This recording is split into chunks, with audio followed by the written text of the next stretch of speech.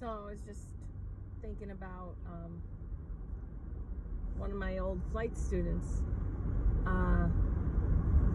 who we connected back up on Facebook, and I was thinking, man, I wish I took pictures of myself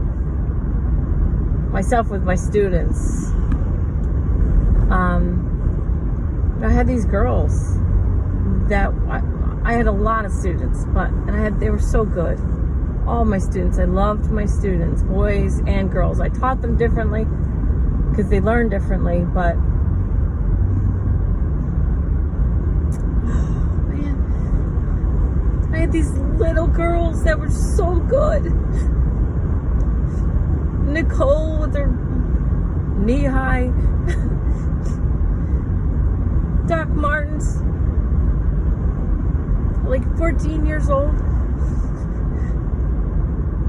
Just a cool little girl. And she had her parents, all their parents' support to take these lessons. Carolyn, a girl from New Milford, a different girl. So cool. My girls were so cool. I had about 10.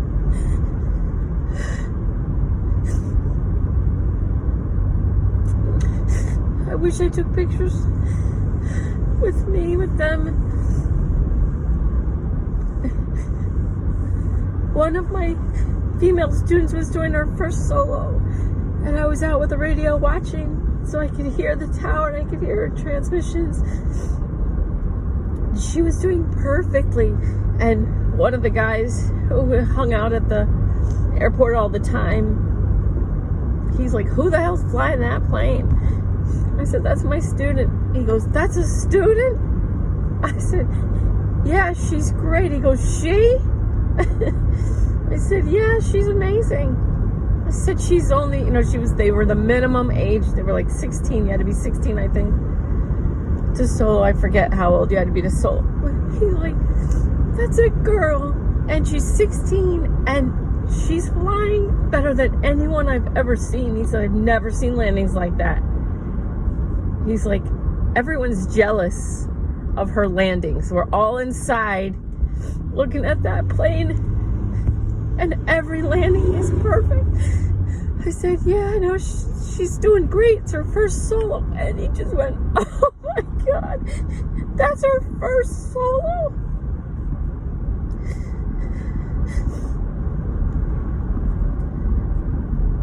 If I had known that the world was going to start going backwards, and I'm not sad about that, I love my girls so much. My heart is it's so big. Oh God, they were so good. If I had known the world was going to go backwards, I would have made sure I took pictures, I would have made it a point, but I wouldn't have enjoyed my life and the flow that it had.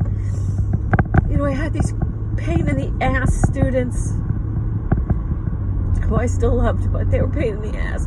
And then when I had one of my little girls on my schedule, it was like, because I worked 6 days a week, 8 till 8, in 2-hour blocks, 6 days a week, 8 a.m. till 8 p.m. in 2-hour blocks with students. And when I had one of these girls on my schedule, they were just like these angels rescuing me from pain in the asses. They were so cute. They were so amazing. They were so easy to teach. And they all made me so proud. They made me look like the best instructor. God. Oh my God. That's real women's empowerment. That was it. We were doing it. When did I get my... Let's see. I had to be 90... I don't know, 95? 1995, I want to say. I can't really remember right now, but that was real empowerment. No one was holding us away from it. You know, I had so many girls.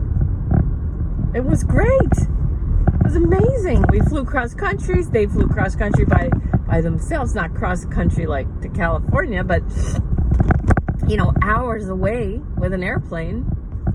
You know, and I made them.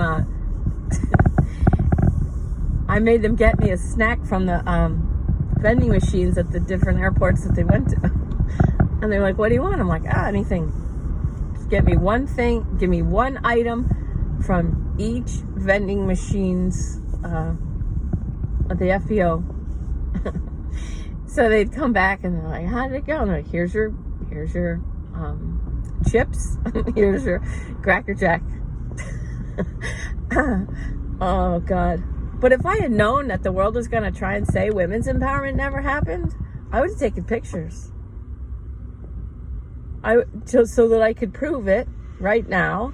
You know, and I know black empowerment never happened. You know, Martin Luther King never marched, or if he did, he wasted his time. People need to just, you know, get real. Just fucking get real. Victimhood or empowerment, you pick. You can pick victimhood. I don't have any problem with that. But don't try and tell me that there aren't empowered black people and women and whatever else other groups. Empowerment's out there for you. If you want it, you can, you know, I had these little girls signing. Oh my God. Well, I'm never going there again. Oh God. Get woke, go broke. It's good too, because there's a Timcast new video out that some superhero show, 84.7% of people, when they turned it off at this exact point, which was when a black guy and a white guy were talking, and a cop comes up and says to the white guy, "Is there a problem? Is everything okay here?" or something. Talks to the white guy, like, basically like, "Is this black man bothering you?"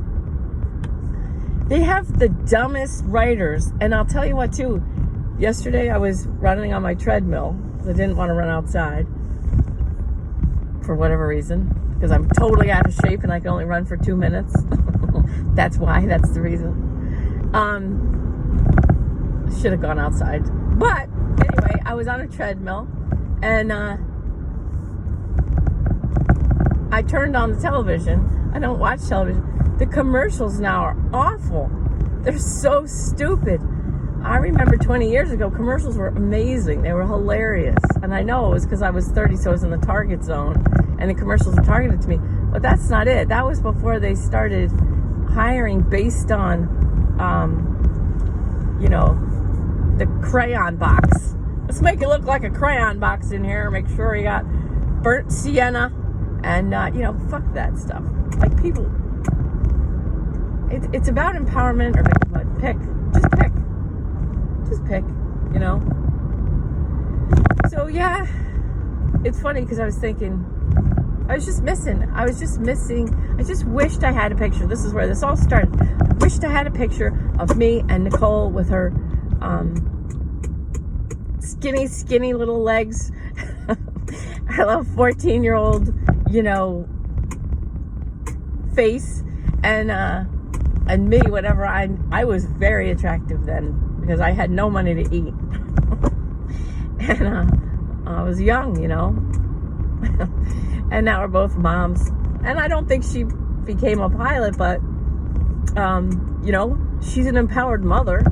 She was flying airplanes at 14, soloing airplanes. You know, my girls got empowered. They empowered themselves through flying lessons, but there's all different ways. Flying a plane is very empowering.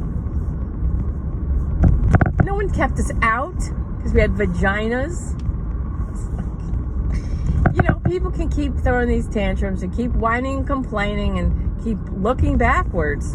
But I'll tell you, it made me happy when I heard Tim Pool say that 84.7% of people shut off some woke, piece of crap show because they're tired of it. And that's great. That's where we need to be, because if you're watching it and you're entertaining it in your mind, you're allowing it in your mind, and you're creating it. So looks like we might be coming out of the woods here on that whole creating what we're fighting. So that's good. That's good news. It's good news. But just to wrap up, I wish I had the pictures of me with my female students. But then, as I thought about it, I'd be wanting to stick it up on Facebook and go, see, motherfuckers, this is real empowerment, after that WAP bullshit from the Grammys. That disgusting, like, people don't know what women's empowerment really is. If they think that's women's empowerment, half naked, pretending to have lesbian sex on a stage, and you're like, if you're cheering that on, like, just take me out of your life. You know, thanks for the memories. Oh, God. So, anyway. Forgot I had to wear never mind. Anyway, I would be using those photos that I would love right now. I would just love to have them and see them. I would be using them to make some kind of a belligerent virtue signaling point. And so that would taint the pictures, but I do wish that I had them, you know. So anyway, women's empowerment already happened. If you missed it, I'm really super sorry, but it did. It happened. So you can't tell me it didn't happen. You know, it was a difficult path. My parents didn't want me to be a pilot. That's why I had to sneak it. But it did happen. And I did it. And empowered other girls with it. So if you want to pretend, if you want to keep pretending it didn't happen, you can. But your little circle of friends is going to get smaller and smaller and smaller. And for that, I'm grateful. All right. Love you, 2021. You never disappoint. Thank you very much.